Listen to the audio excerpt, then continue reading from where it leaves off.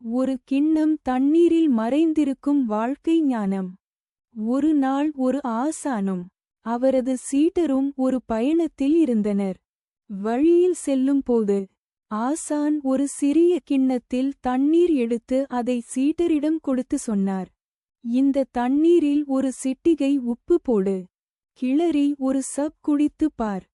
சீடர் அப்படியே செய்தார். கிளறிய பிறகு ஒரு சப் குடித்தான். முகம் சுளித்தான். ஆசான் கேட்டார், எப்படி இருக்கு? இரட்டை மேற்கோள் குறி. சீடர் கூறினான், மிகவும் காரமாக இருக்கு. குடிக்க முடியலையே. இரட்டை மேற்கோள் குறி.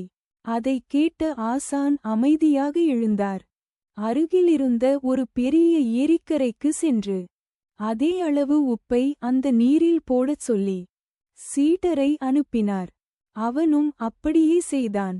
பிறகு ஆசான் சொன்னார், அந்த ஏரியிலிருந்து ஒரு சப் குடிச்சு பார். அவன் குடித்தான். ஆசான் மீண்டும் கேட்டார், இப்போ எப்படி இருக்கு? இரட்டை மேற்கோள் குறி. சீடர் மகிழ்ச்சியுடன் கூறினான், இப்போ சுத்தமான தண்ணீர்தான்.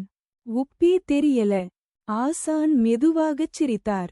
வாழ்க்கையும் இதைப்போலதான். வாழ்க்கையில் வரும் வேதனைகள் அந்த உப்பைப் போல. ஆனால் நம்முடைய மனதின் பரப்பளவு அந்த கிண்ணமா ஏரியா என்பதை நாம்தான் தேர்வு செய்யணும். மனம் சுருங்கி இருந்தா சிறிய துன்பமும் பெரிய துன்பமாதான் தோன்றும். மனதை விரிவுபடுத்தினா மிகுந்த துன்பமும் நம்மை தொடவே முடியாது. நெறி. மனதை விரிவாக்கு.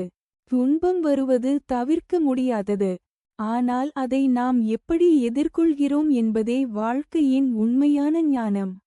வேண்டுமானால் இது போன்ற மேலும் பல வாழ்க்கை ஞான கதைகளை தரலாம்.